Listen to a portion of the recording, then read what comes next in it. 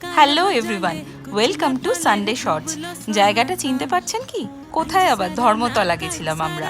কলকাতার খুব পুরনো এক পাইস হোটেলে দুপুরের ভাত ডাল মাছ খাবো বলে।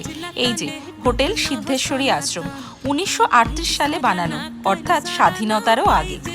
সোজা উঠে গেলাম দোতলা। উঠে দেখি লোকজন কিন্তু টেবিল ধরে দাঁড়িয়ে আছে, মানে খাওয়া শেষ হলেই তারপর বসে পড়তে হবে। মেনুতে অনেক অনেক আইটেম রয়েছে। যাই হোক, সব থেকে ভালো যেটা লাগলো সেটা হচ্ছে ভাঁড়ের করে জল খেতে দিল।